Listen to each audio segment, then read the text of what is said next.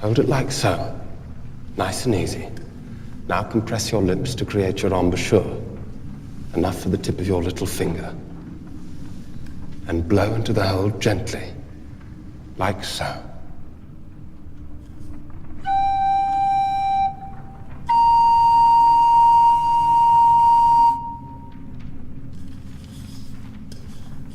Watch me. I'll do the fingering. It's the Popcorn Digest with Gareth and Andy. Popcorn Digest. Hello and welcome to another episode of Popcorn Digest, the podcast about cinema and all it has to offer. I'm your host Gareth Green, and joining me as always is my full-time co-host and part-time goo licker, Andrew Raphael. To Monte Carlo. And today we're venturing out into the dark to ask, in space, can anyone hear you complain? That's right, we're reviewing Alien Covenant, but is this violent creature feature simply misunderstood, or should we blast this fucker out of an airlock? Find out after the trailer. You've all sacrificed so much to be here and be a part of this thing we're doing. This crew is made up of couples. It's the first ever large-scale colonization mission. And everyone back on Earth is Really grateful for your hard work and your courage. we're making history here. This is wheat. What are the odds of finding human vegetation this far from Earth? Who planted it?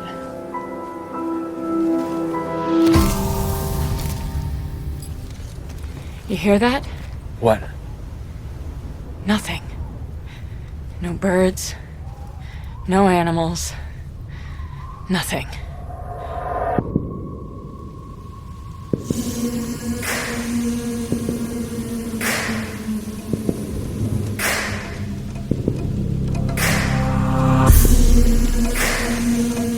What happened here?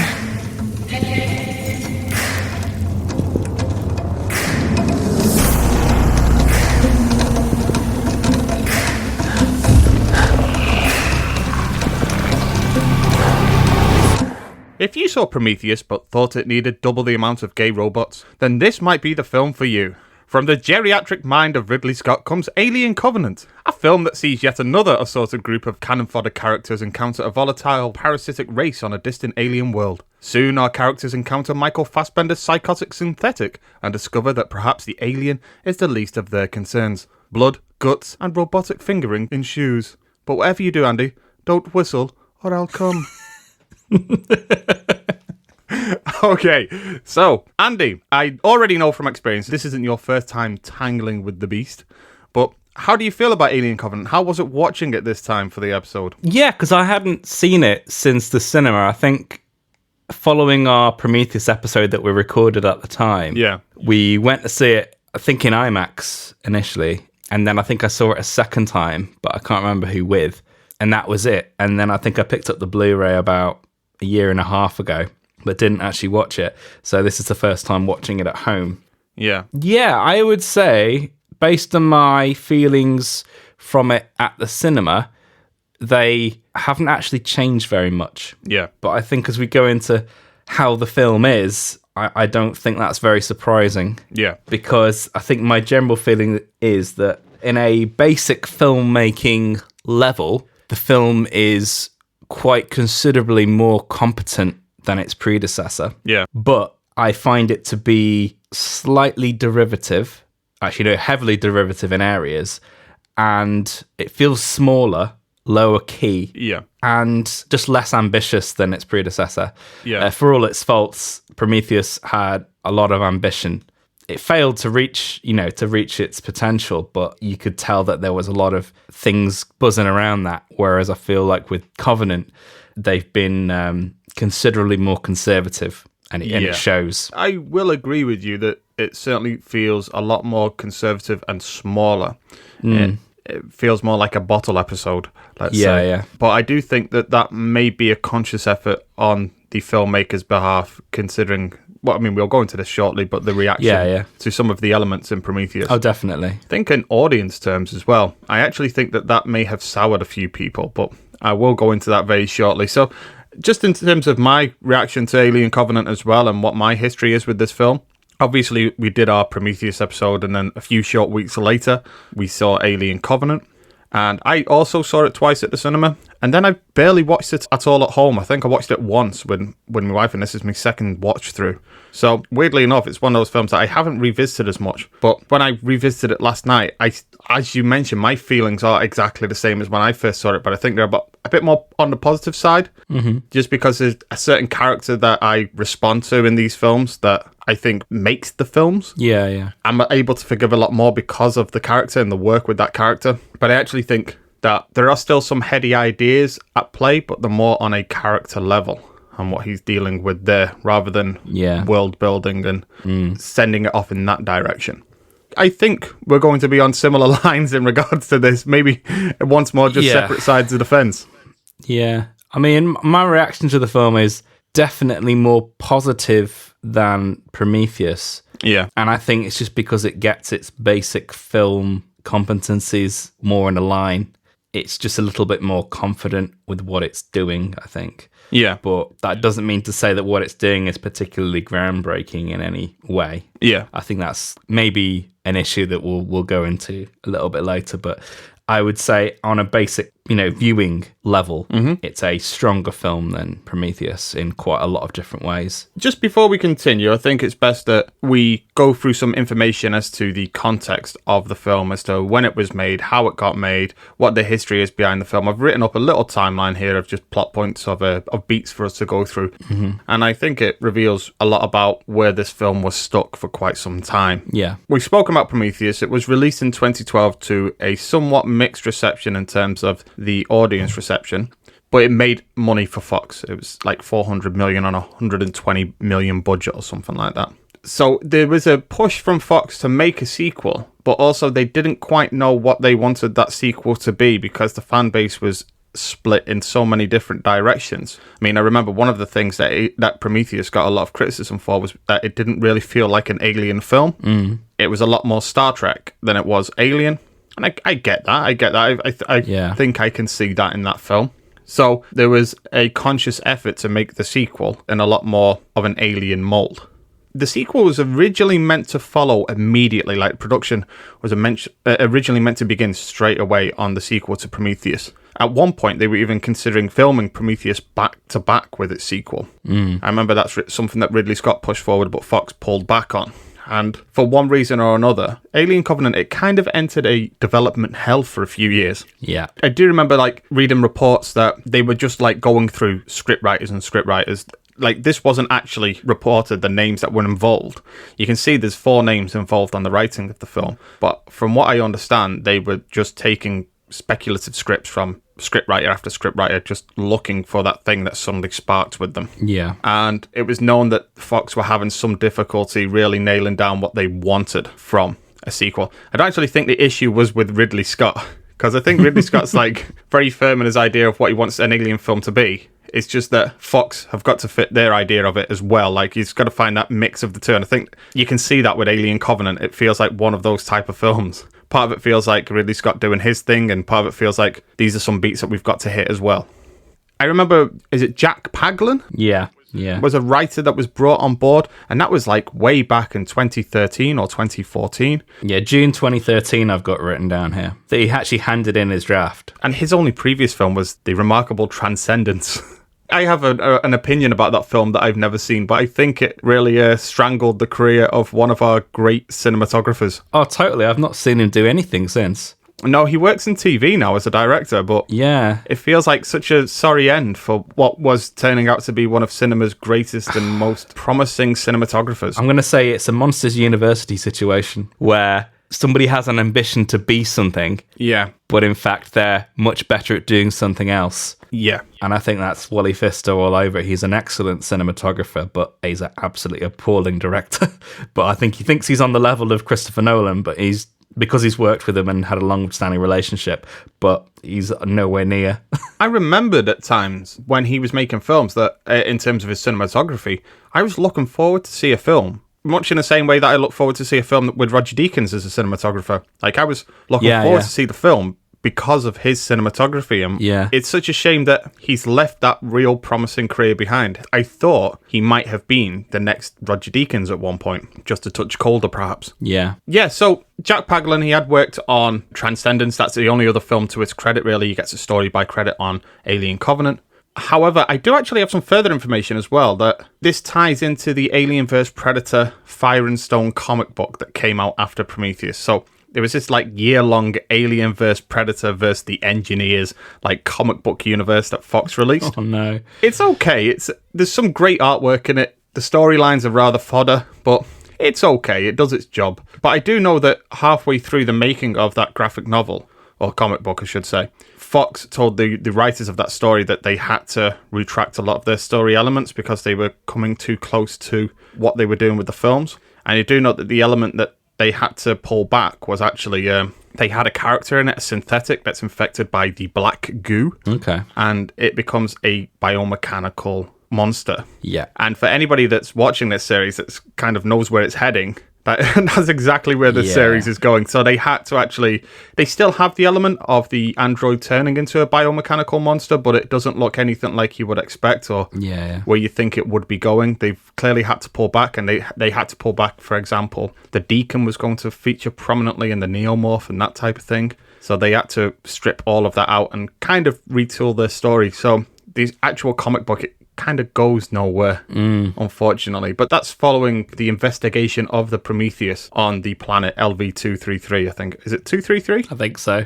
I forgot to look it back up. Yeah, but that's that following the investigation of that. It's weird, right? So I'm just going to go through that story. They land on the planet where the Prometheus wreckage is, and the whole place is full of like trees and fauna and mountains and stuff like that. Like out of what's happened with the Prometheus and the experiment with this black goo, this jungle terrain has amassed in what is like years following around this planet that was once dead. And then they enter what they call a living mountain at one point, and it turns out to be what the Deacon has turned into. Yeah, it gets really fucking mental. So they're essentially walking through a giant alien. It's not the best. So Jack Paglen's on board, but they don't actually crack the script until they bring on John Logan, which is in 2015. I think he starts turning in his versions of the scripts, really. Yeah, because it went through Michael Green after that. It did, yes. And Michael Green, Ridley Scott had worked on Blade Runner 2049 with. Yeah. And he's actually enjoyed a rather profitable period of his career, working on films like 2049, Alien Covenant, and Logan, all in a very short space of time. Mm-hmm. But yeah, they don't actually crack it until John Logan is brought on board. And I will say, I read a report that because Ridley Scott and his turnover of films, you mentioned it in our Hannibal episode, he's just constantly making film after film after film. They actually, at one point, were going to bring on Wes Ball, or Wes Bell, the director of the Maze Runner series.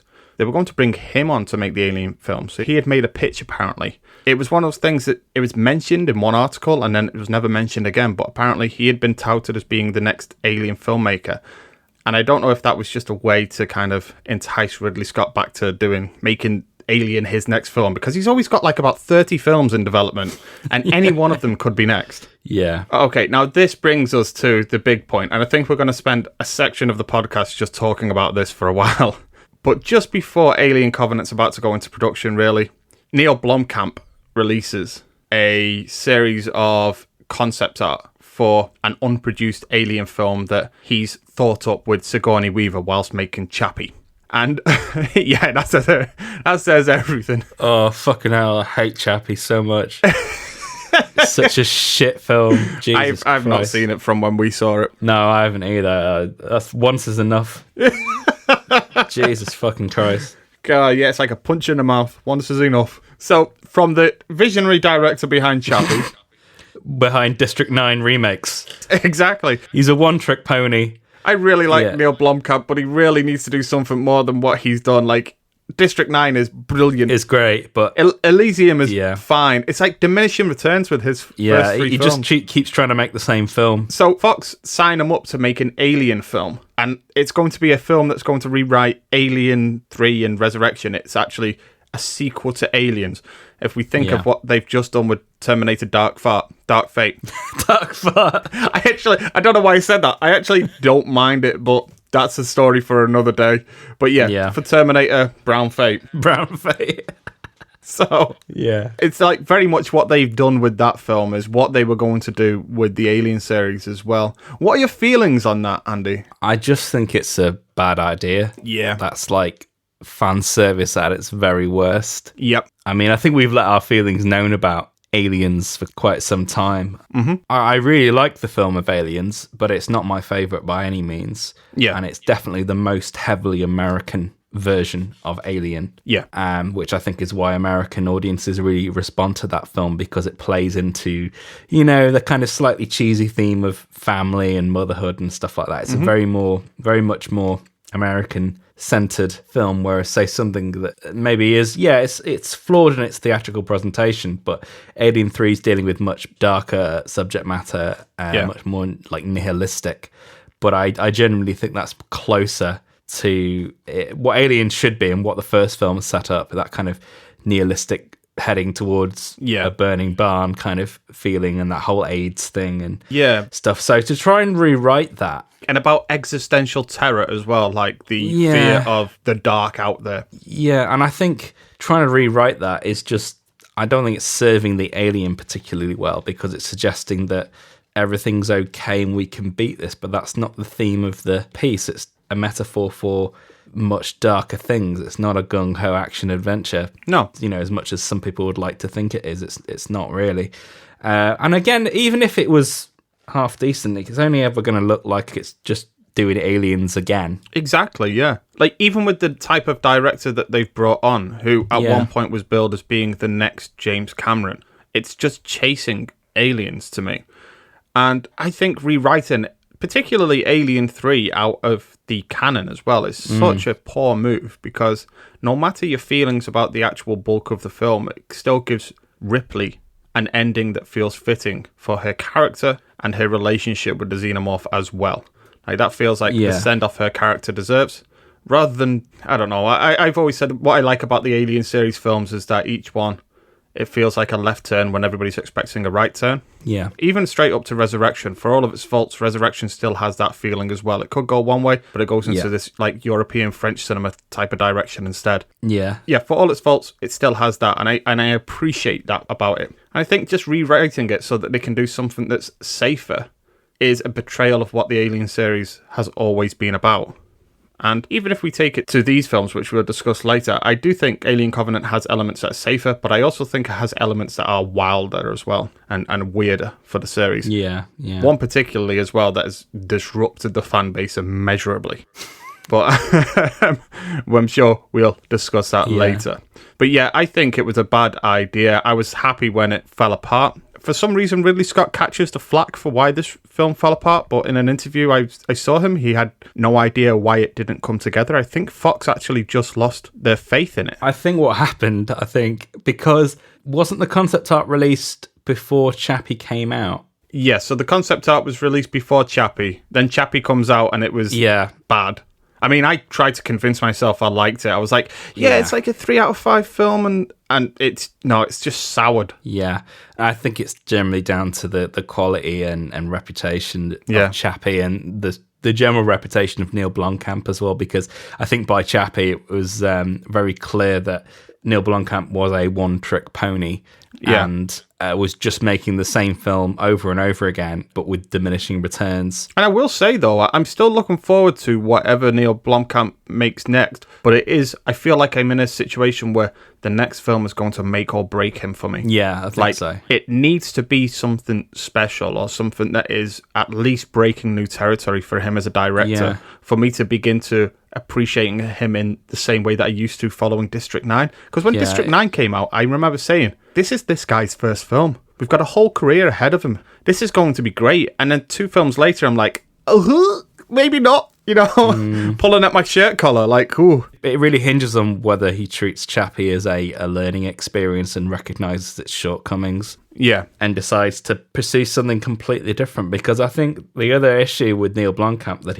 his genre interests are very narrow. Yeah. Which is quite unlike a lot of directors. Most directors will at least do some kind of variation or different subject matter, but he's dealing almost in the same universe. Mm-hmm. Yeah, I think he needs to come out of that and do something completely different. Did you see any of his short films? Yeah, I have, yeah. I mean, I've even seen the film that Chappie's based on, is it Tetraval? Yeah. But even they are just short form versions of the same idea. The one that I actually wanted to see most was the horror film that he directed, the short horror film with the monster that was made up of the limbs of the miners on this asteroid. Oh, right. Did you see that one? No, I've not seen that one, no. So it plays more into The Thing. I can't actually remember what it's called, but at one point he was pushing it as a film that he was something that he was going to expand on and make a film out of.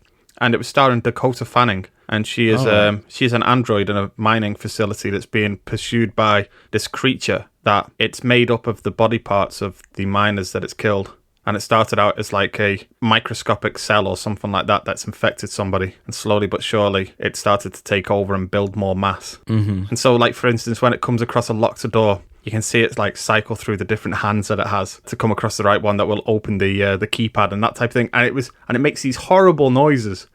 And I watched that and I thought, it still feels rooted in Neil Blomkamp a bit, but I've not seen him make a straight horror film. And it had a lot of tension to it as well, and a lot of intrigue, because there's almost a scientific, mystical element to it as well that's barely just touched upon. And I was like, I would like to see him make that kind of film more than I would like to see him make an Alien sequel. Yeah, to be honest, it might even be good for him to do something that's absolutely nothing to do with anything to do with sci-fi. Sci-fi, yeah. I mean, if he's doing a horror film, do it with no sci-fi elements. Yeah, perhaps even just take out the android out of it. I mean, a good director to compare him to would be, say, someone like John Carpenter. Yeah. But even John Carpenter dealt with a lot of different genres. Yeah. Like, you look at The Thing and you look at Halloween, you can see that they're both made by the same filmmaker. Yeah. And they're both maybe rooted in horror, but they're both radically different films. Yeah, and obviously, and in between that, he makes The Fog and Escape from New York, and then you've got Big Trouble in Little China and Christine, and They Live. And they all feel like John Carpenter films. Yeah. So, like, you can make something that's wildly different without betraying what makes a Neil Blomkamp film a Neil Blomkamp film. Yeah, and I think he needs to do that, because I think if he's just going around the same sci-fi tropes, the well has dried up. Yeah, his next film will break him. Yeah, I think so. But anyway. So that's what happens with the Neil Blomkamp film. They bring him on board to write and begin production on an Alien sequel, an Aliens sequel, but that doesn't happen. During this time as well, the social media pages for all of the Alien series rebrand themselves as Alien Universe. So I actually think there was a genuine push there to make this film as well, because they were pursuing the idea of making Alien a cinematic universe where we have the Covenant film, the Ridley Scott prequels going off and doing their own thing that explore more dark corners of this universe, and then you had Neil Blomkamp making a more traditional Aliens film. But for whatever reason, and like I say, Ridley Scott does say in an interview, it just didn't happen. Yeah. He started production on Alien Covenant, and then that film just fell away. So shortly after that, Alien Covenant is announced. It's going to enter full production, and it's moving to Australia. The previous films obviously had shot at Pinewood Studios, but that was booked up for the foreseeable future due to Marvel and Star Wars, I think it was. So they relocated to Australia, actually, with Thor Ragnarok shot at the same time as Alien Covenant in some of the same stages. And they enjoyed something of a rather large tax rebate as well, I think of about 30 million. So the budget is like 111 million, but it's actually somewhere between 80 and 90 overall. Yeah. Do you have anything to add, by the way? Have I missed anything along the way?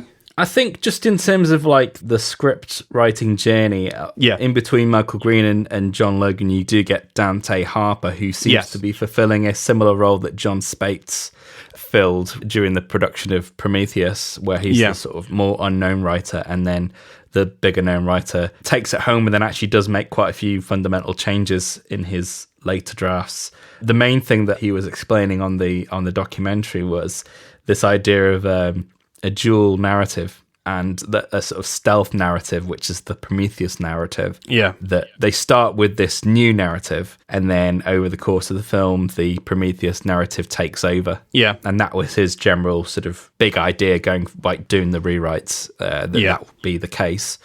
But I feel like along the way, I'm not sure whether the studio is encouraging him to do that. It seems like he leaned a little bit more heavily into the Alien side of things rather than the Prometheus side of things. Yeah, and I will say as well, when Jack Paglen and Michael Green were working on the script, I do remember that it was a lot more of a Prometheus film. There's a lot more artwork out there about what this planet looked like and what this planet could do, and it leaned a lot more into the type of science fiction tropes that we saw in Prometheus and the aesthetics that we saw in Prometheus. And it was called Paradise Lost. Paradise. Well, it was called Paradise originally, wasn't it? And then it changed to Alien Paradise Lost. But I remember when because obviously the previous film leans so heavily into that sequel that I'm pretty sure as soon as Prometheus was released, or even before it was released, the name Paradise was doing the rounds. It was the film that even like just as production started, Ridley Scott was still talking about it as being Alien Paradise, it was going to be called. Yeah.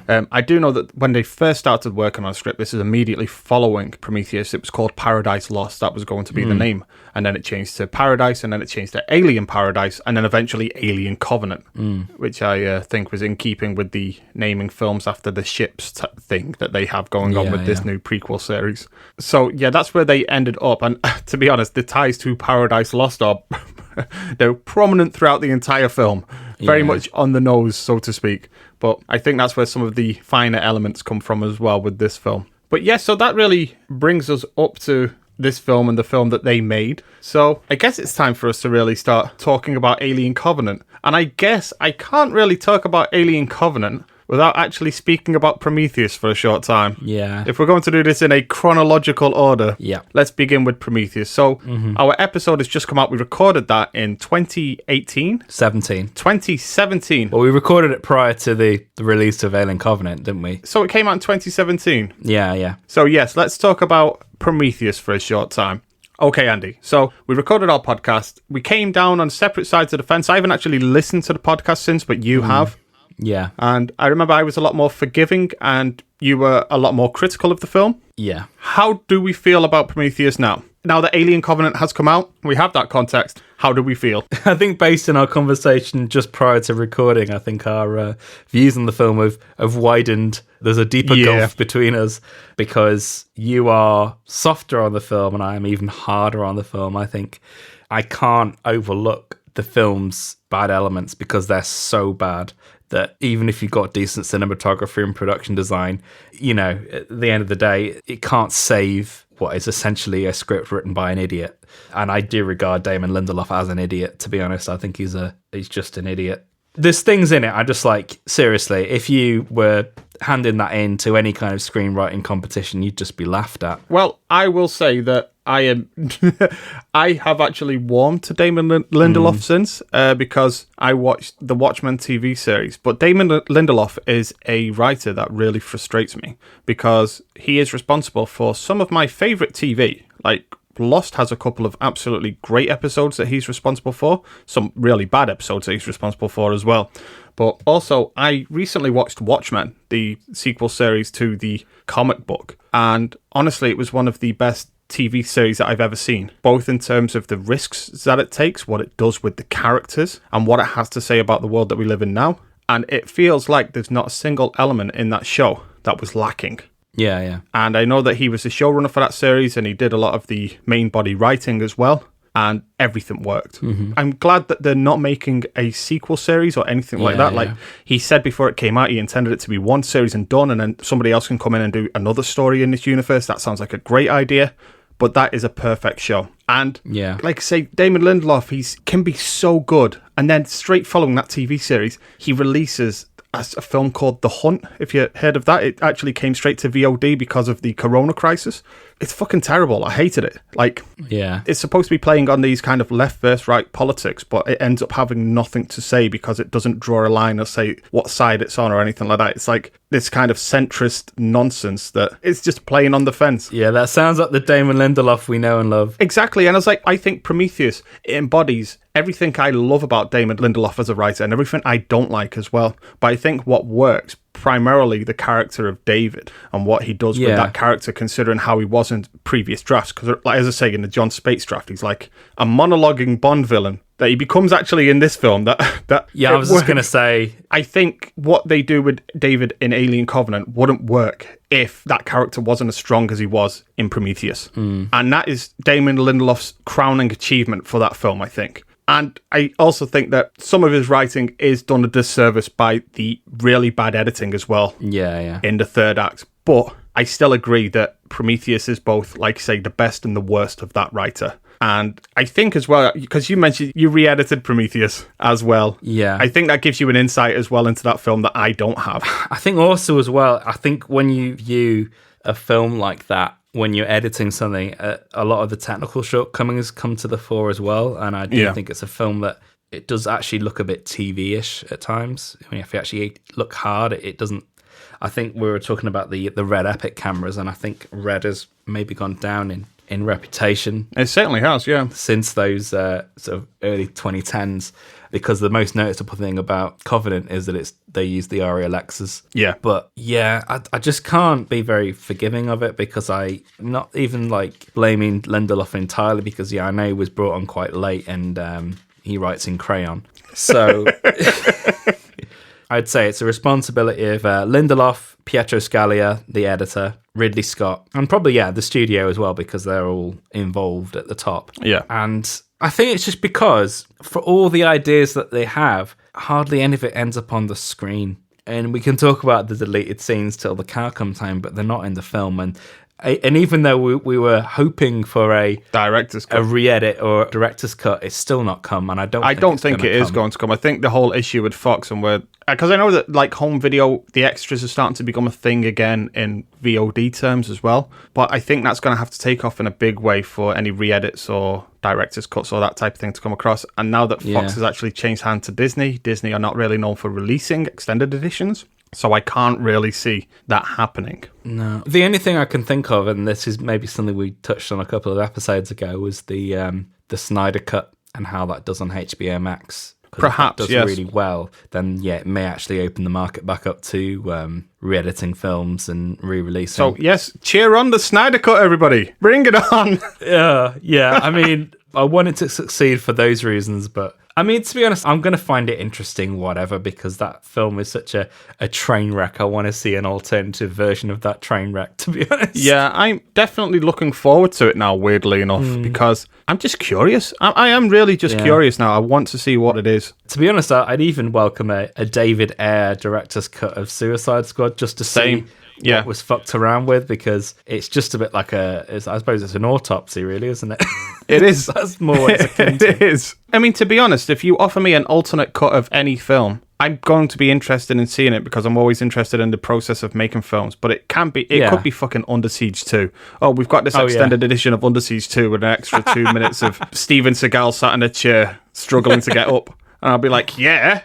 With his crippling diabetes. That's a film. That is a film in which, at one point, there's a scene in which Steven Seagal runs up some stairs, but they've had to speed up the footage because he runs so slowly. Like, it says everything about Steven Seagal. Yeah. So Prometheus as well, just to give some summary as well, I am absolutely aware of its faults, but I think after we did our episode, I walked away actually from our episode thinking, I'm not too sure if I was too negative on the film, considering I do appreciate it. And then I went to the Alien Day screening of Prometheus and Alien back to back, and then Alien Covenant came out like a week later, and I saw it all as part of that. And seeing Prometheus on the screen again, it worked for me. It's an unashamedly big movie with huge ambitions that sticks out like a sore thumb in this current glut of films that we see now. And I still have a lot to appreciate about it. And I do understand that a lot of what I appreciate about Prometheus is what it's trying to do rather than what it does. Yeah. And I get that. But for what works, it speaks to me on a profound level that I feel like it's missing from films these days. I don't see any big risks anymore. And it still works for me. To put it down to that level, because it's a film that definitely would work on a big screen still. And I still remember when I watched it for the first time, it being very impressive, like on the IMAX and everything. Yeah. But I do think in its final theatrical reiteration, and I'm stressing that because, we do go into, on the previous episode, that there is a much better film in there. Yeah. But it's definitely a case of style over substance with the final theatrical version. And I know you're sort of talking about having films taking risks, but I'm still of the view that those films, and I'm kind of speaking more directly to the studios now, if you're having a film that's taking risks, you better not hamper that, because if it falls down flat on its face,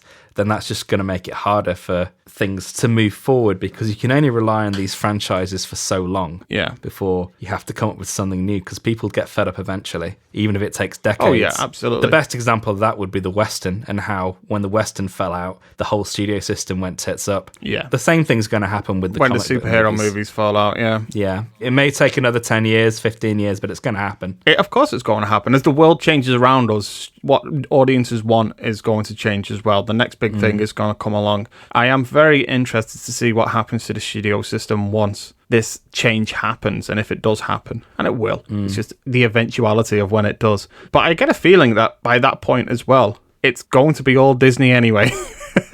There's only going to be one studio. All hail Disney. Yeah. Oh boy. I think we mentioned this a couple of episodes ago. Disney are going to start having quite big issues because they've got a huge identity crisis. Yeah. As soon as this Disney Plus thing came out, it was very apparent that they have this big identity crisis. They're being very restricted in what they can make. Yeah, it's really beginning to manifest in their output, isn't it? Okay, so there we are with Prometheus. I think, as you say, the gulf between our opinions has grown slightly, you might say. And that really brings us into Alien Covenant. And just to really say how I feel about this film up front, as I mentioned about Prometheus, it's a film that I appreciate, but I recognise that it has faults. With Alien Covenant, I am going to say that this is my favourite Alien film in a post-Alien 3 universe, like from that film onwards. This is the film that feels closer to Alien and Alien 3, those type of films. And I don't just like what it does right, I love what it does right. And I don't think it actually falters at all until really the final act, when it is obligated to become an Alien film. And that's where the issues arise for me.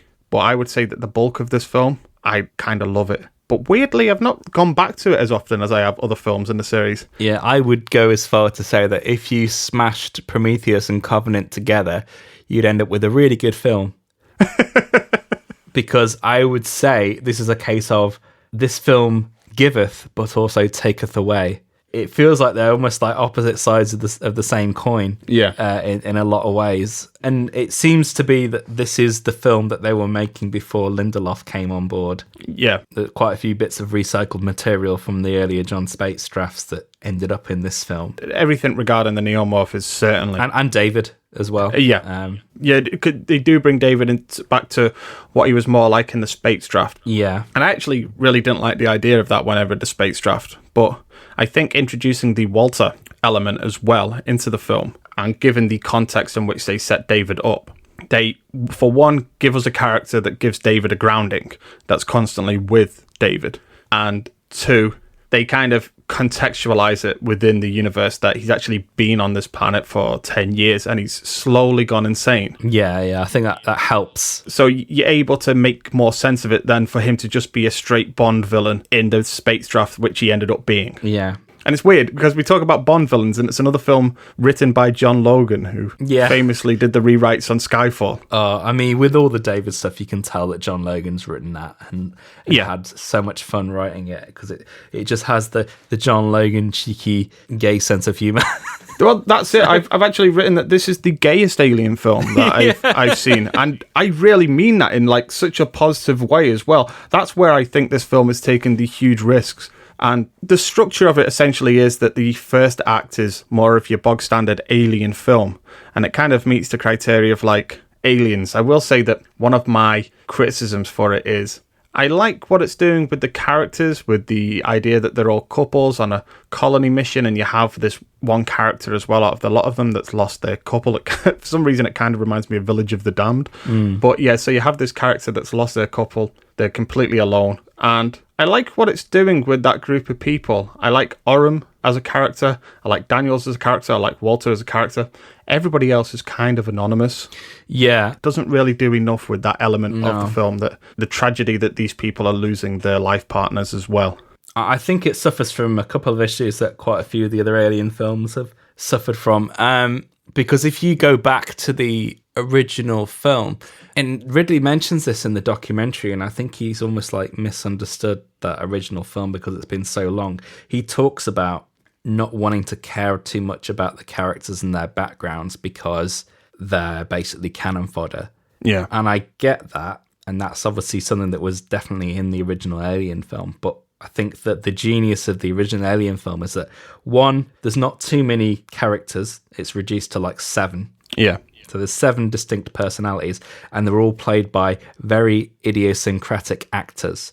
Yeah. That you cannot mix any of them up because they are their own. Even like we were talking about with Twin Peaks, like the fact that, Harry Dean Stanton is Harry Dean Stanton. There's no mistaking him for anyone exactly. else. Yaphet Kotto is another big name, like big character. Yeah. I mean, to be honest, his casting was quite controversial at the time, I think, but I think it needed a few more Danny McBrides. Yeah. In the cast, like, I agree. Because I know in the doc he talks about Danny McBride being the Slim Pickens.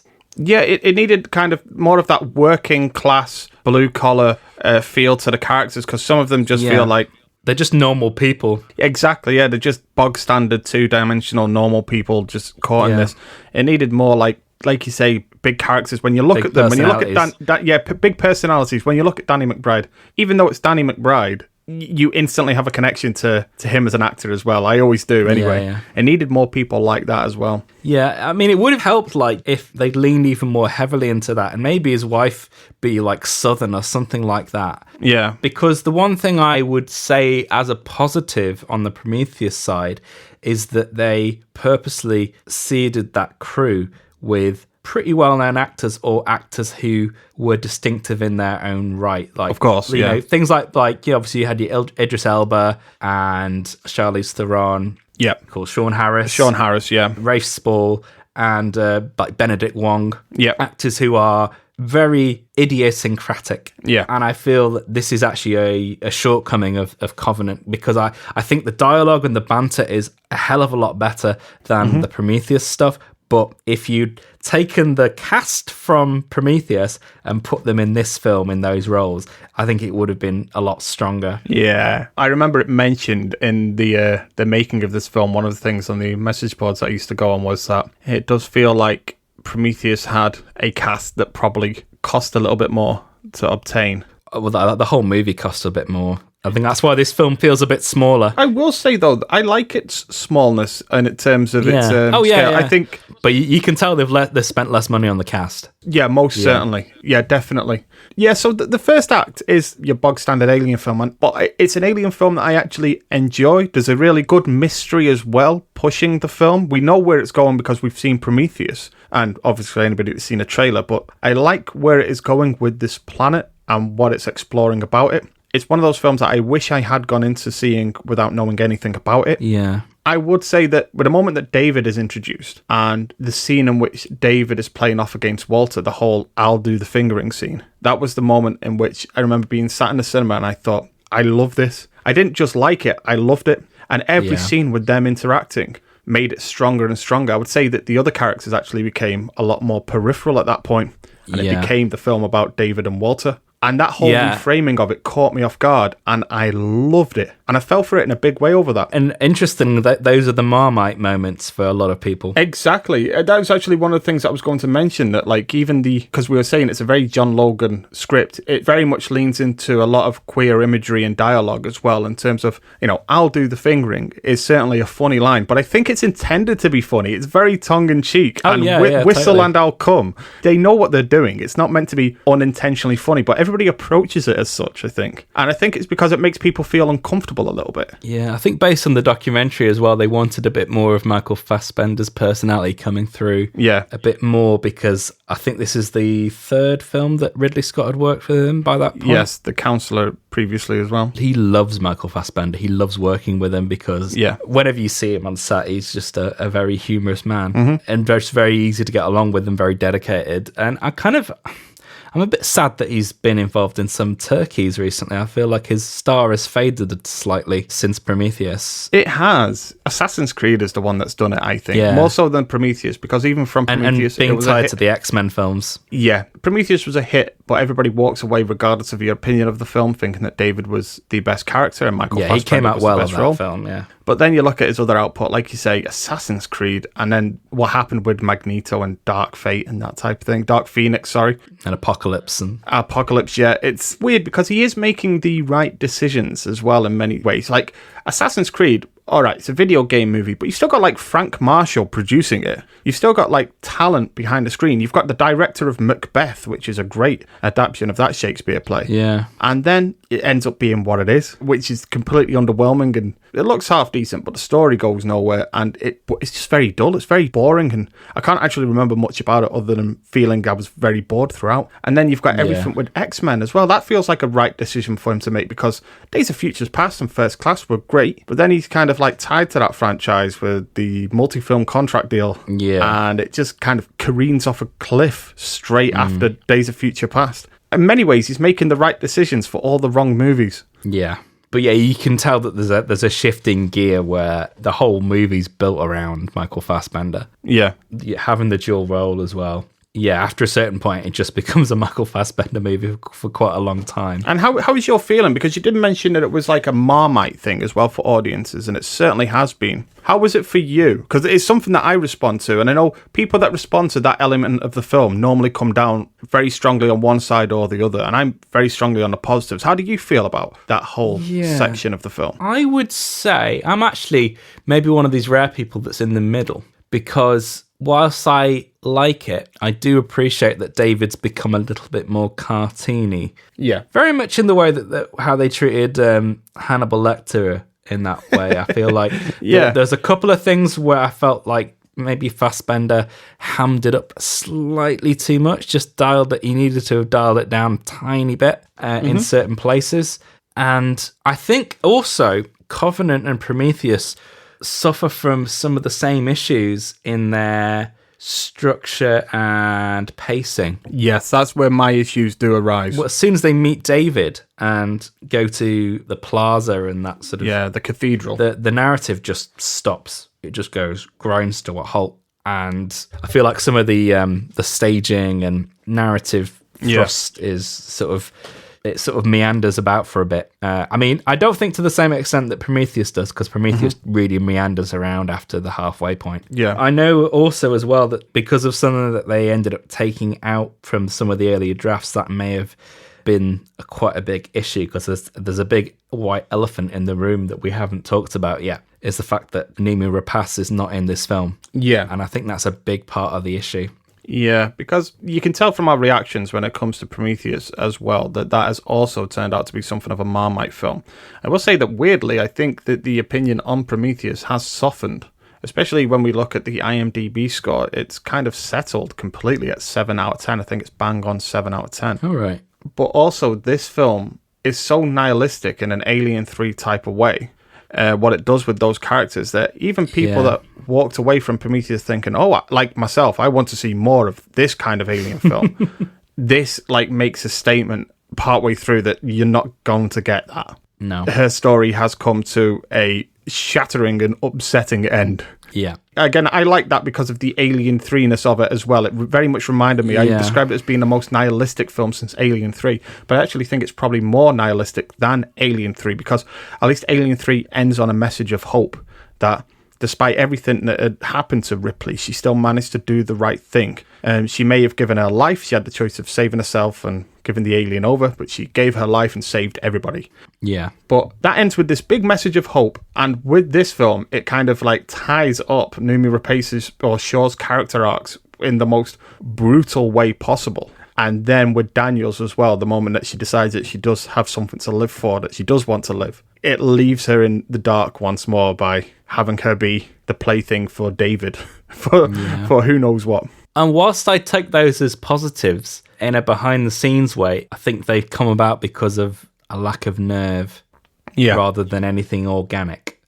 Because I do know that in some of the earlier drafts, her character does appear and is in sort of the catacombs and hiding from David. They come across her there, and I think that's why maybe the narrative at that point does feel a bit static, because they've had to pull something out of the film because the studio... it seemed to be... I read something about...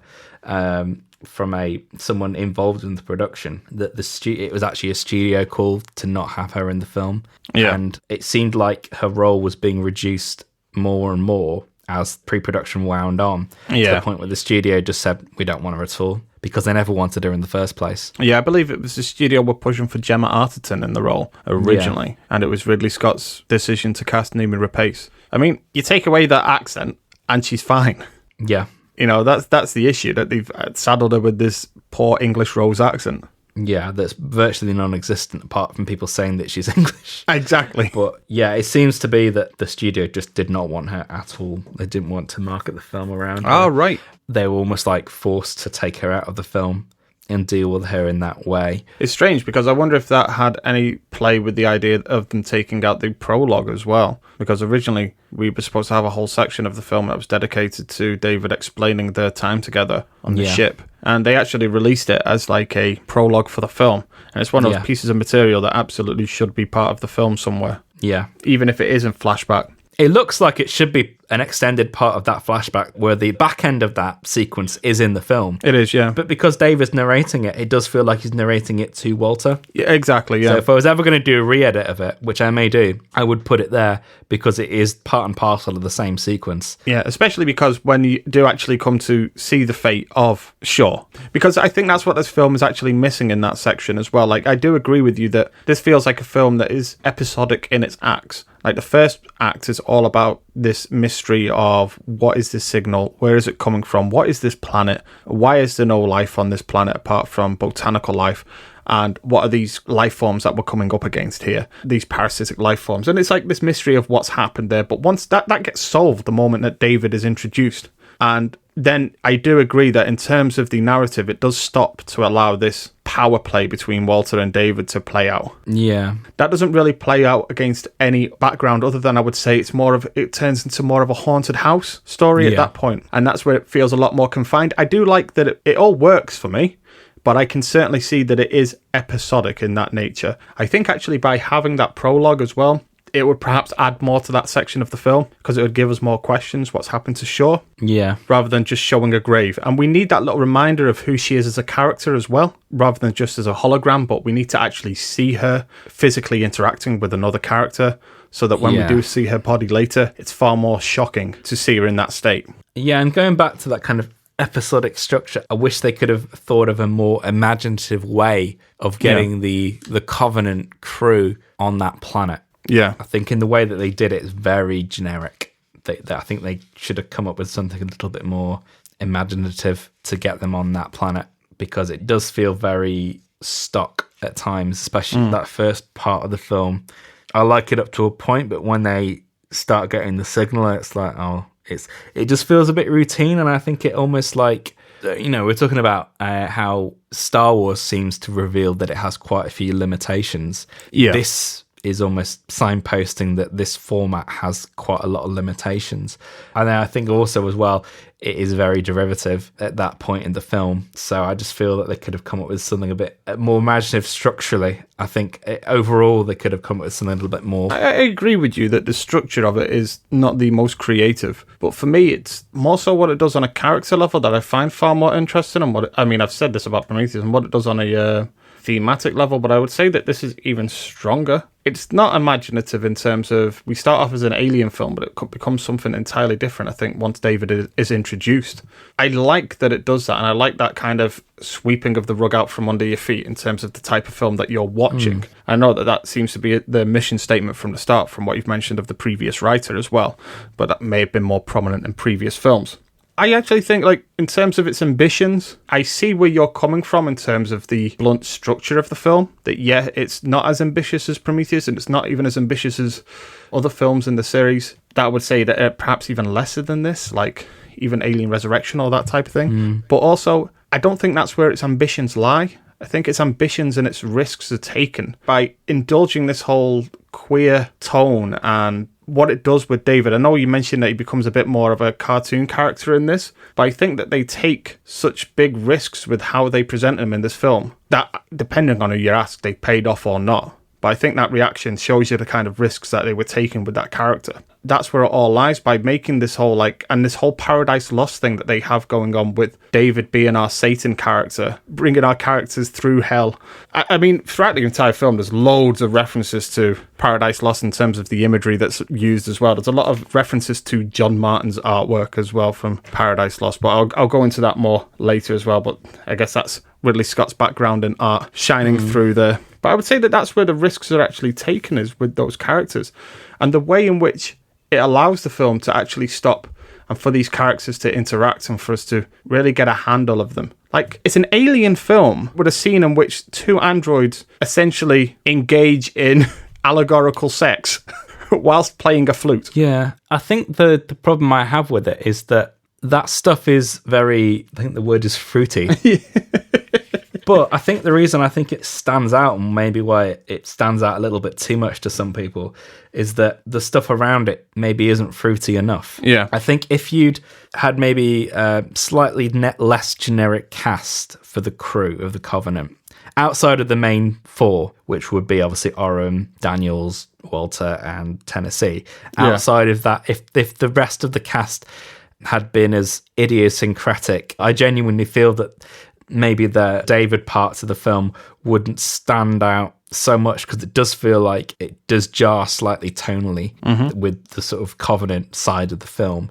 And I think if they'd maybe meshed a little bit better, and I think also in that part, because the narrative does stop and there's a couple of lapses in time where the life cycle starts to resemble AVP. That's the beginning of the issues that I have with the film as well. Yeah. We'll go into that very shortly as well. Because I do sound like I'm coming quite hard on the film, but it does actually work quite well up until that point.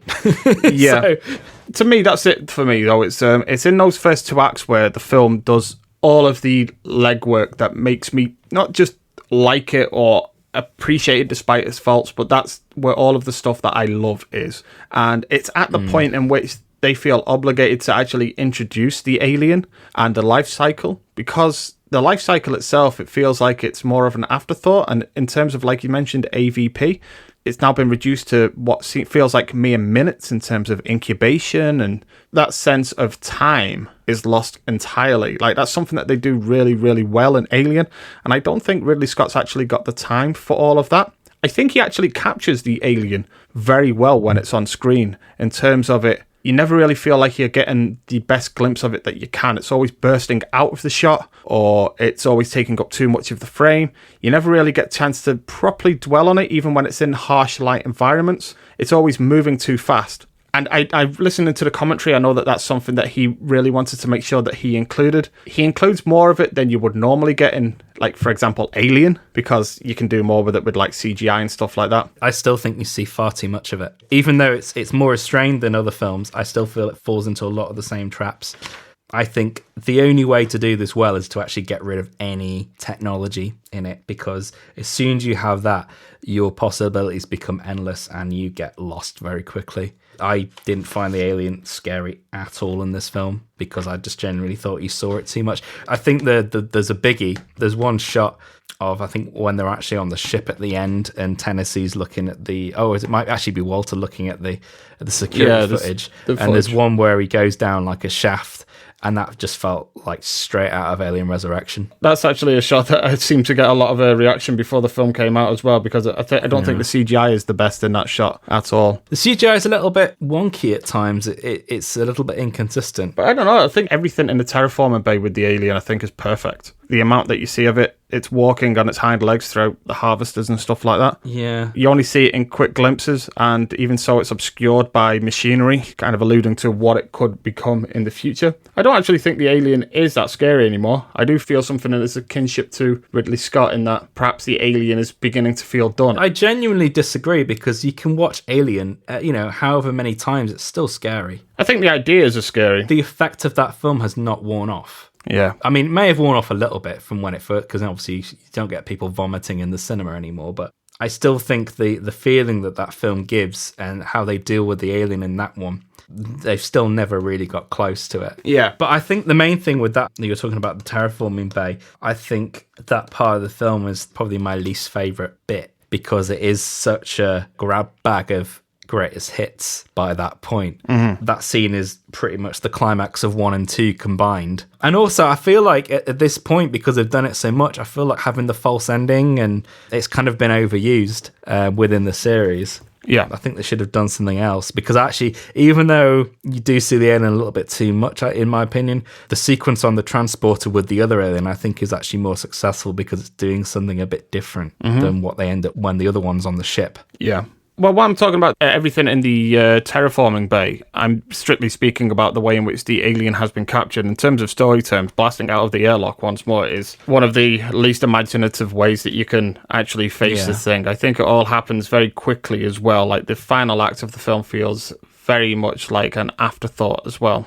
And Ridley Scott talks about in the director's commentary that he speaks about it almost like it's an obligation, and it certainly feels like that as well. The most interesting parts of that whole section is everything with David/Walter as a character as well, especially where the film ends with that character and what it ends with a promise of. I say despite the obligation parts of the climax, the actual very end is very strong. I would say so as well. I think it actually leaves the series in a better place than Prometheus did by the end. Yeah, I think it does as well, especially because it's made now a hardline decision on who David is going to be. There's still a bit of ambiguity about David in Prometheus. We know that he's the one that kind of spearheaded all of this, but we don't know how much of it is due to his programming, what Wayland has asked him to do. He's bound to do what his father asks.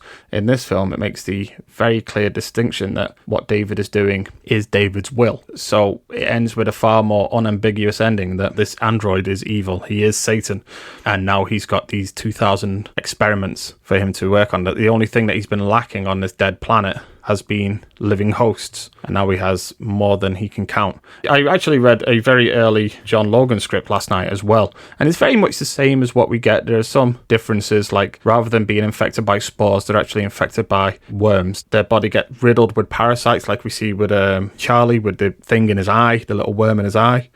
Like, they get infected by parasites that then incubate the host inside of them. They make the body a living, like, egg, and then eventually the neomorph is born. But also, one of the other things that it does is it pushes the idea that this storm that's preventing the Covenant from getting close to the planet and from anybody really entering or exiting the planet, it's man-made. It's man-made by, or alien-made by the engineers to, if anything does happen, like a outbreak or anything like that, it essentially quarantines the planet. So the planet's been quarantined, and David's been stuck there with like many ships in which he could use to leave. At one point, I think even in the deleted scenes, we see about like 3 or 4 juggernauts in the open plaza I watched area. That. Yeah, it's a shame they cut that out, actually. Just a nice little shot. I think it's because they cut out the dialogue about David having been forcibly stuck there. Because we know he can actually pilot these things. If he wanted to leave, he could leave. But they cut out the dialogue that really illustrates that actually he's been kept here against his will because of this last gasp engineer technology that's quarantined him. So he's had all of this creation at his fingertips, but nothing to use to create. And that's the idea as well. I think that's where the horror comes with Noomi Rapace's character, that one of the questions that I ask about her is, how long was she alive? And how long, judging by like the pictures, David's drawings, this is where it becomes truly horrifying for me.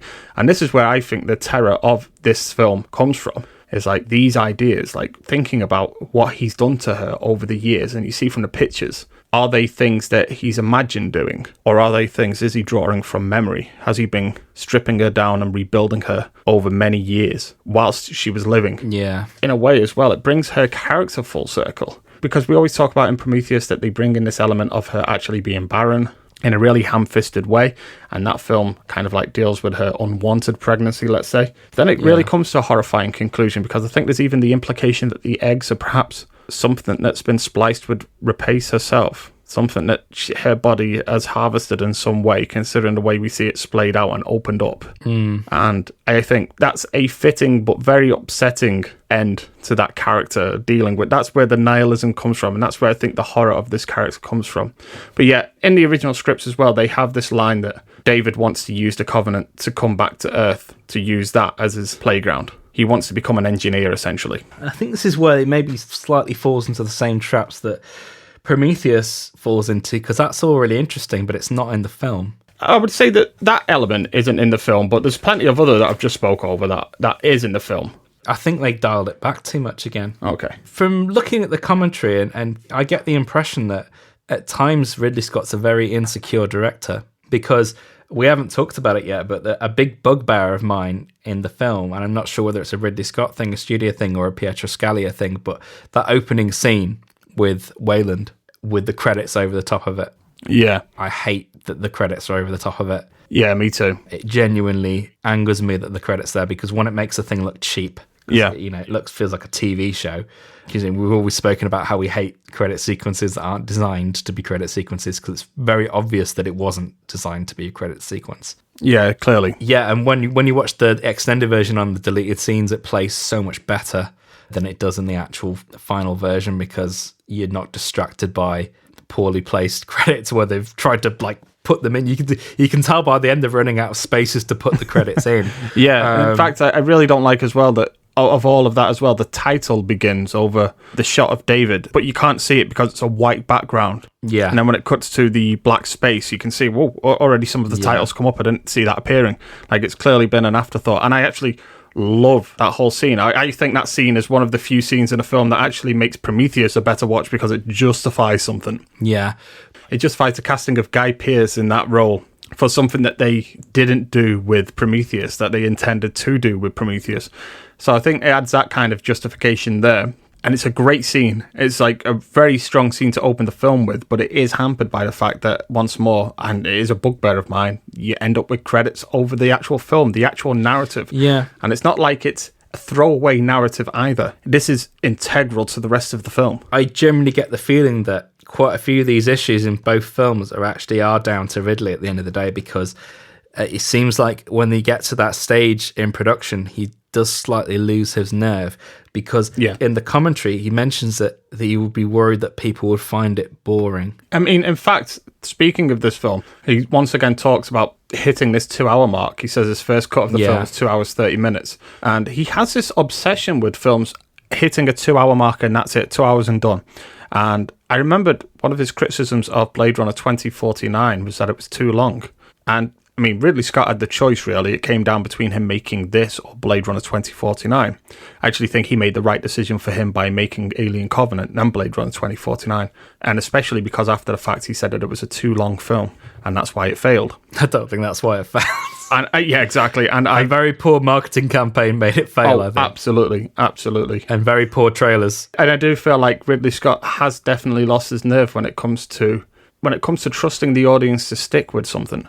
And that always shows, especially in his like you see it here, because he doesn't dwell on a title sequence or allow the film have room to breathe in the beginning in terms of introducing its titles, but also in terms of the end. I feel like the last acts of his films.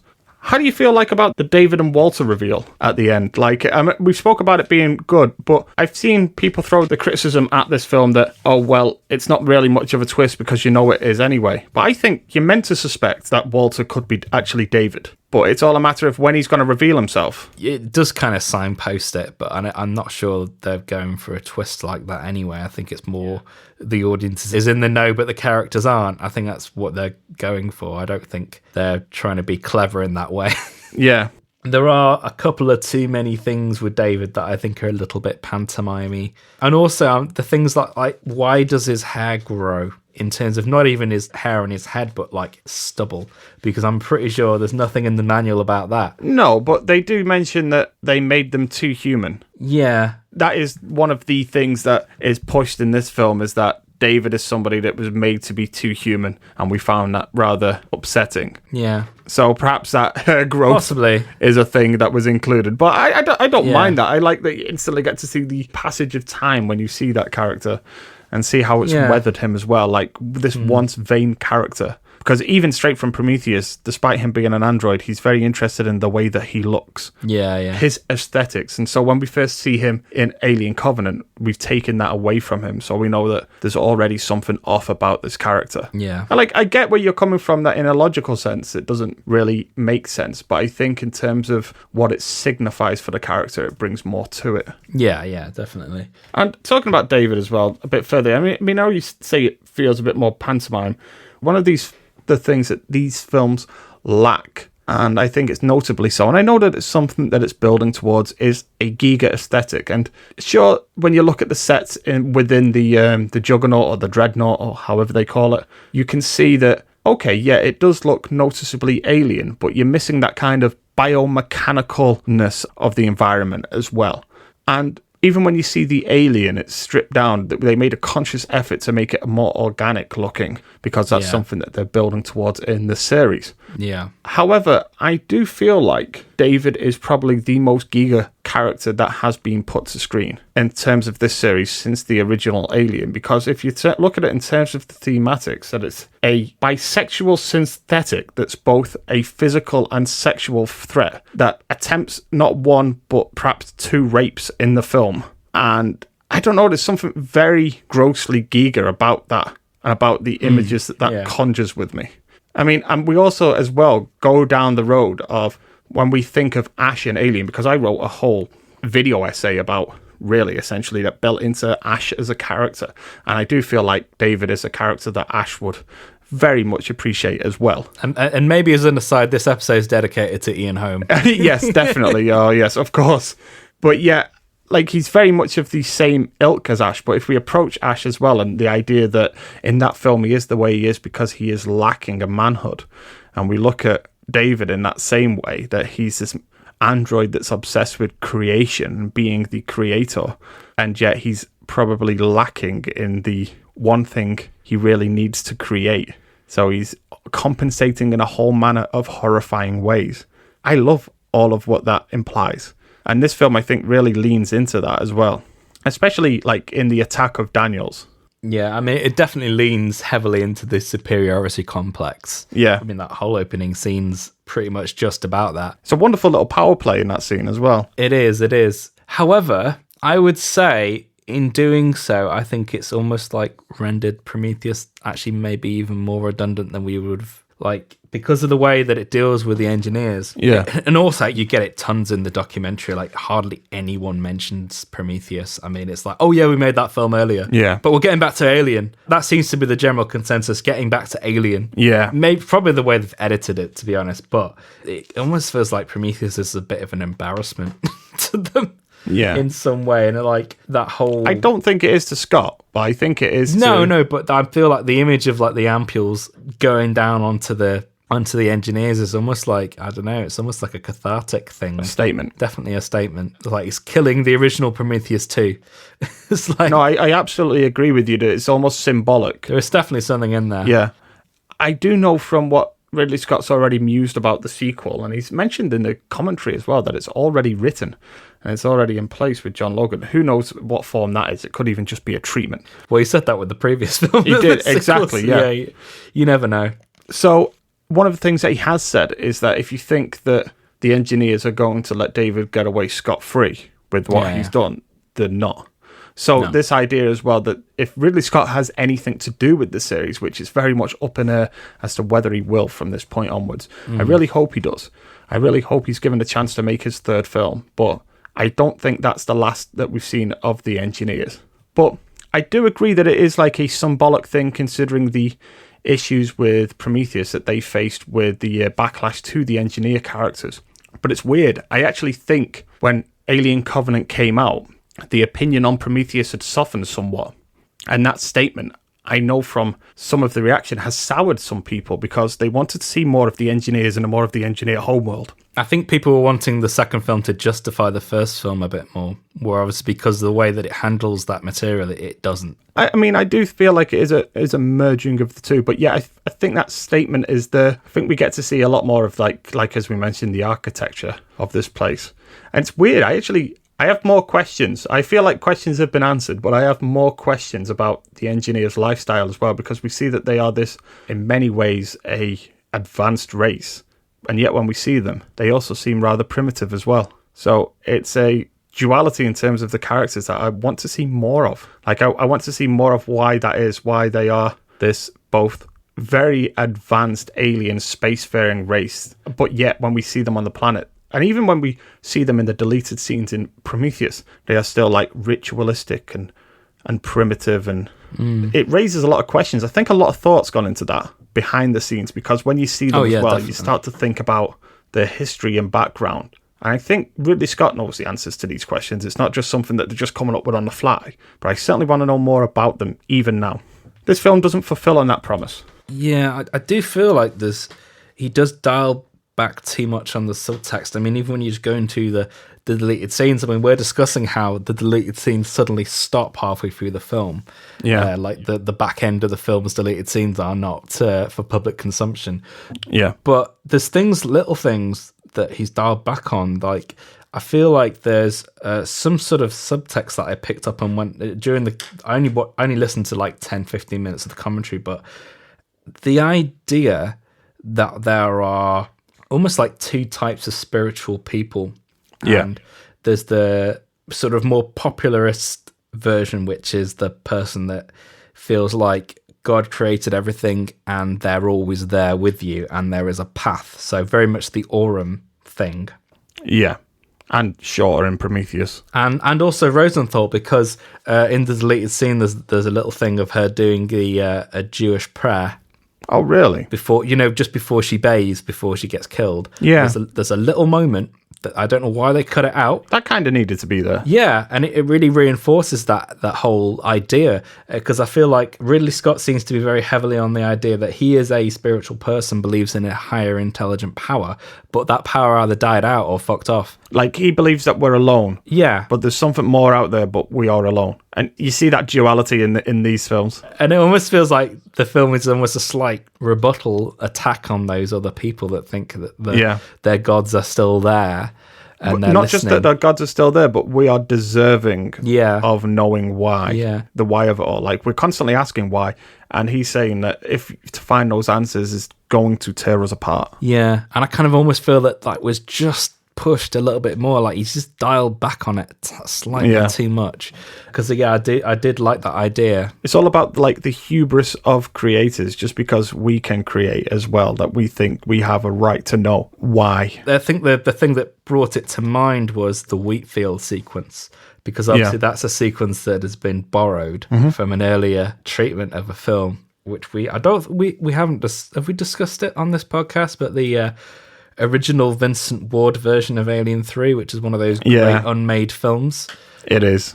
I reckon we could do a podcast episode about that. And there's almost part of me that wished that maybe that could have been something that they leaned into with this film, rather than it being a colony ship. Because I do think there is something in that concept. Maybe not quite as fantastical as Vincent Ward wanted it with the whole wooden planet thing, but maybe something like that maybe they could have done. I still think there's some mileage in that concept. Yeah, like if they had gone down the road of it being like the first pilgrims to the New World, almost like the Quakers. Was it the Quakers that went... that ventured? Possibly. But they were escaping religious persecution from England anyway, and went to America. Like, if you could have explored that more, because they do go down the idea of them being pilgrims out looking for the New World, but maybe perhaps brought in that symbolism of them bringing their religion with them and thinking that they can bring this baggage with them to a new world and hope they could find answers. Yeah, because actually that was one thing I forgot to mention, that although I do think the cast and the colonist is a little bit more generic outside of those four, because we probably haven't mentioned that enough, but I do like the fact that, I do like the idea of them being couples. Yeah. And I do like the idea of, as opposed to the experts that we had in Prometheus, and I'm putting my fingers up in quotation marks because they're all fucking useless. The experts that we had in Prometheus, I like the idea that these are colonists that are there for a singular purpose, and dealing with something like this, they're completely out of their depth. Yeah. So when you get all the panic that sets in halfway through when things start happening, you genuinely believe that they would act like that and maybe do stupid things, and there'd be no protocol involved. Yeah, they're completely out of their depth with no idea how to react. No. Because I would say, in terms of the straight horror part, that's probably one of the more successful parts of the film. And I just want to speak on something you have mentioned as well, like talking about this biblical subtext. It's very strange because actually I wrote in my notes as well that in terms of what Ridley Scott is doing with this film, especially in terms of the look of the film as well, is it has a feeling of Black Hawk Down meets A Walk Through the National Gallery. It's got this kind of like grittiness, real world feel that really helps the colonists. It really comes part and parcel with them in terms of it tries to feel a lot more grounded and a lot less wider in scope, because I know that Prometheus goes for these really grand scopy ideas as well, in a way that it captures that film. It feels a lot wider. This feels a lot more like confined, and the camera feels a lot more in and amongst the group as well. But then also you've got like a lot of references I've written down, like in terms of the artistic references, you have plenty of references to the likes of Paradise Lost and the imagery that comes with that. So you have stuff like the heavenly hosts, and you also have the angelic wreath, which is a load of angels looking up at the sky to these circular patterns. It looks very much like when the ampules are released from the Juggernaut as well, and the group. And then you have lots of references as well to John Martin's work in terms of his references to Paradise Lost.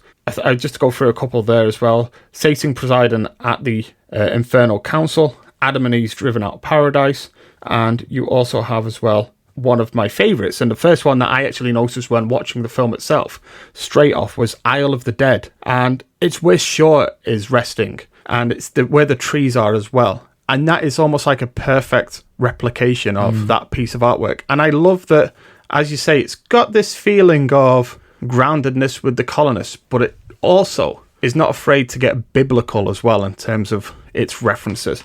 And in many ways, I actually wrote down that these are like biblical Wagnerian, and I guess Wagner is a big thing for this film. The big Wagnerian biblical films in many senses that are packaged within this Alien film, especially this one in particular. And I guess it's within those heavier strokes that I think that the film works best as well. Because I actually think it's the alien stuff that lets this film down a bit, because it's not where Ridley Scott's his appetite is for making these films. It's not where his passion is. And when I was talking earlier as well, that I do think that there is a sense that there's an alienist cookedness about the series now. And I know that like when we watch Alien, yeah, it still terrifies me. But I think that to just have the alien in a film is not enough anymore. And when I say the alien is cooked, what I mean is you just can't make an alien film. I'm not saying that you can't make an alien film that isn't scary. I'm just saying you just can't make a film with the alien in it. You need to be doing something with that creature. Something that we haven't seen before. Something that is a left turn. I mean, like for example, Alien Isolation works amazing. That's a video game, but that's because it places you in that world and you get to play it as a video game. But in terms of what it does with the character, it doesn't actually do anything new with the alien itself either. And I think the next step forward, I'm not saying that we can't make any more Alien films. I'm saying that we need to be doing something special with that creature to justify its position in the film. And I don't think Alien Covenant does enough to justify using the alien, and that's where it falls down for me, because it's when it's dealing with that character that the film falters, and that's the final act that stops it from becoming more than I think it can. With the first two acts, I think it's a great film that I love. And with the last act, it's like, it's a competently made Alien film, but it's more like your bog standard Alien film. Yeah. And that's where it all kind of falls apart. And that's what I mean by when I said earlier that the alien is cooked. I would also add in that last act, it does get a little bit too schlocky. Oh, yeah, I've wrote that as well, yeah. The whole shower scene. That's exactly I remember watching that in the trailers and going, oh, no. Yeah. I hope that's not going to be like the whole film. But it wasn't. But I mean, yeah, that boobs. Alien is, as we've always said, Alien is a B movie done on an A movie standard. The shower scene feels like it's a B movie done on a B movie standard. Yeah. It just feels like it's a trope of that particular genre. Like, sex in the Alien film has always been subtext. And like when they approach sex in this film with the characters of David and Walter, like that's all subtext. That's how it should be played. And then they just kind of bring it into text here. And I think that's when it becomes really very schlocky and B movie-ish. And even I was just thinking, did Brian De Palma guest direct that scene? Yeah, it's a little bit Brian De Palma, isn't it? Yeah. I do actually know as well, I've got the book of the making of Alien Covenant, and one of the things that it does mention is that something that has been cut from the film was that there was a rather elaborate practical effect during that scene. That was when the alien bursts through the glass at, I can't remember the name of the female character in that scene in the shower. But anyway, when it bursts through the glass... I'm going to call her Kristen Stewart lookalike. She does a little bit. I never realised. Yeah. But when it bursts through the glass, it then attacks her, and they had this elaborate special effects gag, and it was all done practically. But you see the alien attack her the way that they describe it, it's almost like it forces her through the other glass partition, and as it does so, it cuts off her limbs and stuff like that. You can see it like cutting through her as it moves, and they had an elaborate practical dummy where it's like body parts would fall off as the alien hit them and bit them and stuff like that. All right. And they cut it all out of the film. I imagine it didn't quite pull off the way that they wanted or something like that, or it perhaps showed too much, but you can see it as well when you see the two bodies on the floor. You can see like the one that's far away, there are limbs missing and stuff like that. Yeah, I think they decided to go with that Lambert route instead, actually, rather than we just heard the screams and it's implied what's happened. Yeah. I will say, what do you feel towards... Because I know we've gone on quite some time, but I do have to just finally just mention one of the elements that our audience are going to be expecting us to mention. But what do you feel about David as creator? You know, I'm not sure about it. I think I'm a little bit mixed. Like, in one hand, I really like the idea of it, but because I think they've dialed back the subtext, it does feel a bit... I don't know. I know that they were trying to come up with some sort of backstory for the alien that wouldn't rob it of the mystery. Yeah. But I still think they did a little bit. Yeah, it's still Alien. Like, a lot of people say it's not Alien anymore because it's been created by an android, but it's still Alien. It's still based on alien technology. Yeah, but I think the thing that hurts it is I think that David's progress is maybe slightly too accelerated, and I think it ties into having to have the alien in the film. Yeah. It feels a little bit too convenient that he has all those eggs in the room and that he's all ready to go. Mm-hmm. And the whole Aurum chestburster thing, I think it slightly damages that, because whilst I'm not averse to David having some hand in the evolution of the alien, I feel like it's a little bit too convenient. It needed to be at a slightly earlier stage than it actually was. I don't have any issue with the place in which David is at in terms of the alien progress, but I do feel like we don't really need this to tie into the beginning of Alien. I like the idea that this is something that David's doing on the side in its own separate spin-off universe to Alien, and I think that's where I want to see this series go. I don't particularly want to see it tie into the back of Alien. I would rather them just completely unhook themselves from that narrative and just continue down another path, and that's where this film works best as well. When it isn't reminding us that it's going to be tying into the back of Alien, as Ridley Scott keeps on referring to it. Yeah, that's the one thing I'm worried about if they do make a third film, because I did read something yesterday about something to do with a character that could be in the third film. It's like, oh, Ripley's the daughter of somebody, and I'm like, no, don't do that. I think if they that's clearly not something that Ridley Scott wants to do, and but I can see that's Ridley Scott saying that. Well, from everything that Ridley Scott's done with these films, I don't think it's something that he wants to do. I think it's something that if anybody's pushed it on him, it's a studio level. Yeah, I think that's the problem with Ridley Scott sometimes. Sometimes his words are not his words. He's just channeling what the studio, and this is the compromise, but he's kind of sort of saying, oh, I'm agreeing with this because I'm user-friendly with the studios. You know exactly, yeah. I mean, I don't mind it. I don't mind David as creator of some variation of the Alien. I really quite enjoy that. I think somebody on one of the forums that used to go on put it this way, but the idea that the alien's created by a more Geigerish creation like David than just some biological warfare thing is far more interesting. Yeah. But I want to see this really in its own realm and its own spin-off, unimpeded by the idea that it has to tie into something. It has to be something else. Just let it be its own thing and give it its own space to breathe. That's what I want from this series. So I think we've really spoken about Covenant for some time now, so I'm just going to go over some very quick stats and facts, if that's okay. So, bringing us round to the stats and facts, we're going to be looking at the box office for the film, the critical consensus, and that type of thing. So, the budget for the film, I'll go through the box office first. The budget for the film was $111 million, and that was before the tax rebate. After tax rebate, apparently you're looking at somewhere between 80 to 90 million after tax. Although I think that's disputed. I think on Box Office Mojo, it's like 90-something million. It's like 97. The tax rebate was something like 25% or something like that, the budget. But when you take that into account, who knows what reshoots cost or anything like that. So the opening of the film was 36 million, which is less than Prometheus's 52 million. And the overall North American box office was 74 million. So it made just over half of its opening weekend. I mean, horror normally has a steep drop-off anyway, and the Alien franchise certainly has in the past, but that is par the course, really. It didn't open as well as they wanted it to. They really needed it to be making the 50 million opening. I do believe that Ridley Scott said if it opened at about 50 million, then the sequel would be fast-tracked. And then it opened at about 36, which is significantly under. And overall, worldwide, the box office was 240 million, which is 160 million plus less than Prometheus. And then you have to adjust inflation for that as well. Exactly, yeah. It's like 5 years on. Prometheus was already quite divisive, but again, I think opinions had somewhat softened about that. It's settled. But then this came out and it was truly a Marmite film. People loved it or people hated it. I mean, it has very strong defenders of this film. I do consider myself a very strong defender of this film, more so than I ever did of Prometheus. I really like a lot that Alien Covenant is doing. I really appreciate a lot that Ridley Scott does with the film, despite its faults. But yeah, it's a Marmite film. This is proven to be the most divisive film in the series since, Alien 3 perhaps. I mean, I know that Alien 3's grown in reputation since, but I would say that this is the one that it feels most closest to, especially because it's linked to that film in terms of its, like, Alien 3 has a very nihilistic outlook. And I think this film does throughout as well, and that's hampered it as well.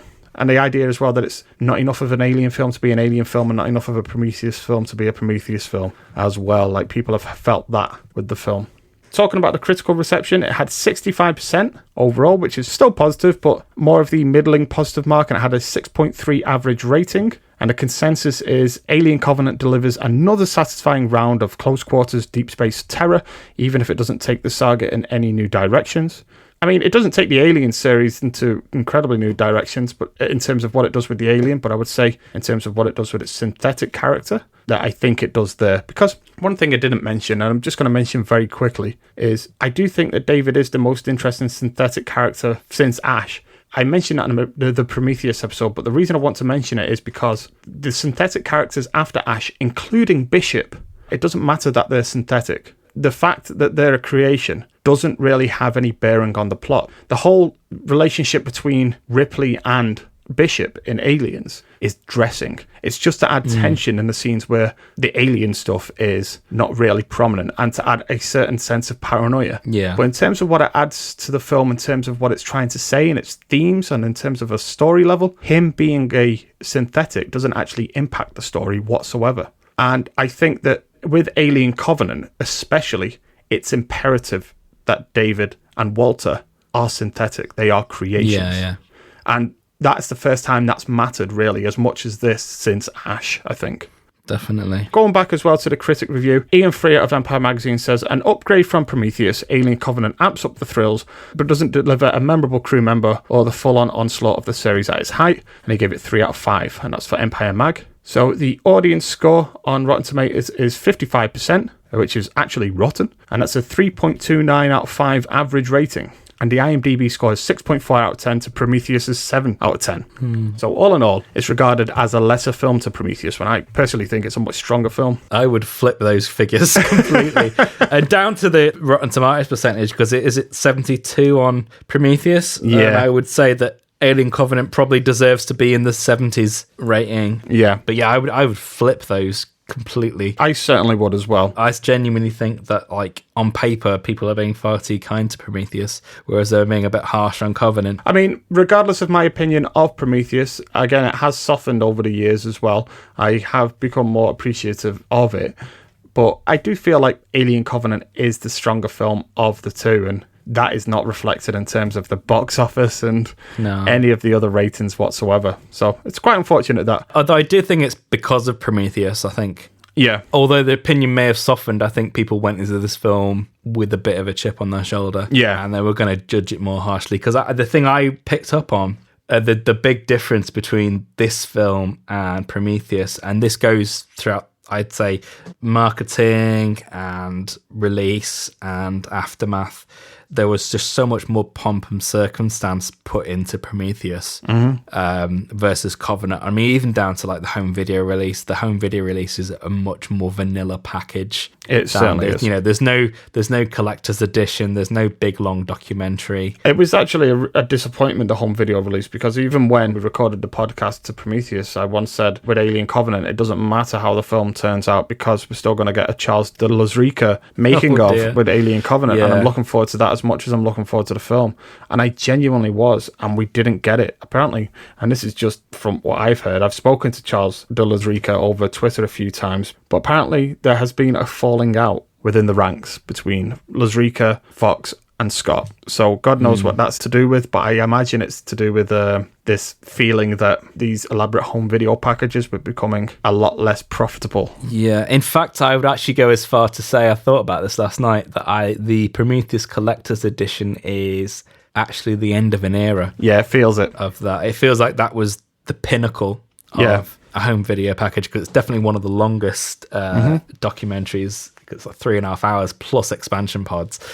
That I think that's as good as you're ever going to get. And I feel like ever since then, since it was 2012, 2013, that because the Blu-ray market has dropped off a cliff, and also because 4K has just become a very specialist thing rather than superseding it, and everything's gone over to streaming, unless that becomes more of a thing within the streaming world, I think that is going to become less likely that we're going to have special features and things like that. It does feel like releases have become more and more vanilla as time's gone on. That is what has to change. And I think what gives me hope, and in a way it's very strange for me to actually reference Disney in a way of giving me hope, but them releasing like the Mandalorian making of series, where it's like each episode is how they made that particular episode of the show, and each one's about half an hour to 40 minutes long. That gives me hope, and that series' popularity gives me hope that perhaps streaming services will embrace more making of documentaries. Like, I would love to see a making of documentary of The Irishman. We're not going to get that. No. And Disney's a funny one because they're so guarded in what they can do. I mean, you know, the biggie is the Sweatbox. Is the fact that that's never been released is still something that actually baffles me. I don't understand why that's never been released as an actual finished product. It's really not that bad. It's really not that bad in terms of how it represents Disney. Yeah. But yeah, they're so guarded. I mean, the fact that there's nothing on any of the Star Wars that resembles anything that honest. I mean, I'd say that the closest they get to is that one on The Last Jedi disc. I've not actually seen that, the Director's Journey one. I've not actually watched it yet. But yeah, I just think the whole rollout of this film was just treated with much more caution, and it's almost like they blew their load on Prometheus. Yeah. And when it didn't quite hit how they wanted it to, they really reeled everything back for this one. Yeah, and they were so uncertain about this film as well in terms of pinning down a release date, because originally it was meant to come out October time, August, September, October. I think it was actually in for September. And what happened was they released the trailer at Christmas, and in that trailer they announced that they were actually releasing the film in May or something like that. So they actually brought it forward a ridiculous amount of months, and it doesn't feel like a May film. It feels more of like it should have been released closer to Halloween, closer to that period of a time. I think they fucked up in terms of the marketing as well, and the release date. That certainly had a hand in it, I think. But because also that they pulled it up so far, I don't think the marketing ever really got a handle of the film. In every way, it felt like a smaller film. I appreciate that it does feel smaller, but it also feels biblical in another sense as well. But I'm more talking in terms of its treatment by the studio. Like, it was treated as a lesser film, like, from the start. It's not as much as an event, as Prometheus was dealt with like it's an event film, and this doesn't feel like an event. Yeah. I will say, do you have any final thoughts about Alien Covenant? There's only two things that I kind of wanted to mention. Is that is the music by Jed Kurzel. And I was just wanted to ask you whether you thought that. Do you know how movies used to do this? I was thinking specifically of the Superman films, where like Superman 2 and 3, where they would credit John Williams with the themes, and then say arranged and conducted by Alexander Courage or whatever. I kind of feel like that should have been the case for this film. I kind of feel like Jerry Goldsmith should have got a bigger credit at the start. I don't think that's the issue of Jed Kurzel. I actually think Jed Kurzel's music's really good in this film. This is one of my favourite scores of the series because it has a lot of heavy references to Goldsmith, but also to Elliot Goldenthal as well. It feels like a nice merging of those two. Yeah. But I absolutely agree with you that this should have had a credit to Jerry Goldsmith. Yeah, it does at the end. It does say like themes by Jerry Goldsmith. Yeah. But I feel like almost like because it's especially in the first half of the film, it's leaned on quite heavily, like. Because obviously you wouldn't want to not use it because it is great, and I'm surprised that people haven't used more of it beforehand. It is weird because Ridley Scott talks about it in the director's commentary as Jerry Goldsmith having written an amazing score, but he and Jerry Goldsmith didn't actually get on while they were making that film because Ridley Scott didn't like the music that Goldsmith was producing, and it was only after the fact he's actually come round to it. Yeah, I mean, I think the because obviously a lot of the music in Alien is reused from an earlier film. Yeah, but yeah, it does seem like they temp tracked the film heavily with that score. Does, and Jed Kurtzel had to come in and do. I mean, I discussed this with somebody else about temp tracking. I think it was in regards to GoldenEye. Yeah, when the situation there where that is a real one. Yeah, where they temp tracked the whole film to Leon. Yes, which is why that film basically just feels like repurposed music from Leon. It does, yeah. When you're dealing with temp tracks, it's a fucking nightmare, because if you've listened to the thing with a temp track, you can't get away from it. You can't divorce it from that identity.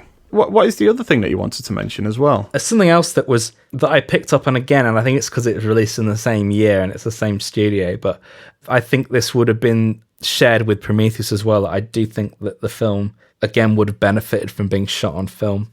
Oh, yeah. Because I think with any horror film, it lacks that grit and graininess that you get. Because even the original Alien film is quite pristine looking, especially, following its restoration, but it still has that kind of slight grit to it. It does, yeah. It has a real world aesthetic that is brought to it by film grain. That's the thing. I really, really miss film grain, and not like digital film grain that's added after the fact, but real film grain. And this needed that texture. And we spoke about it with Logan as well. It's like these type of films, you need to be providing that type of texture as well. So go out there and make that decision. That it's weird that I'm speaking about using film stock as being a ballsy decision in cinema today. I know. That's just madness. Although I would say that I think the cinematography is quite a lot better than Logan, and Dariusz Wolski is a very good cinematographer, especially considering what he had to do with Prometheus. I mean, I think that's the advantage that this film has over Prometheus, Prometheus is that they weren't hampered with having to film it in 3D and just film it as a conventional movie. I think also the fact that they had the Alexa, which I think is a better digital camera than the Reds. It certainly is. So yeah, that's definitely something, another thing that Covenant has on its side. But yeah, it would have been nice to have had it done on film, but that's just the way that film industry's gone. It is. I do have one last thing to add as well.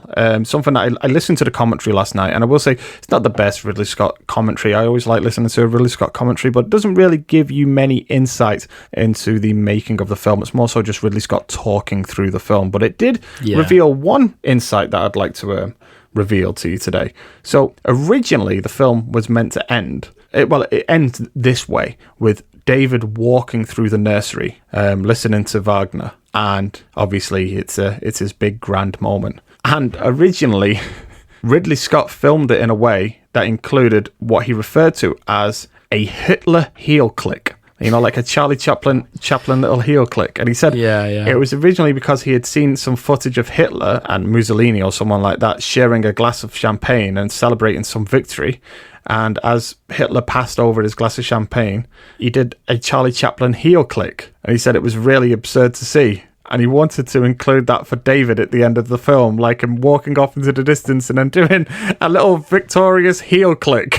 And he actually filmed it. I want to see that deleted scene.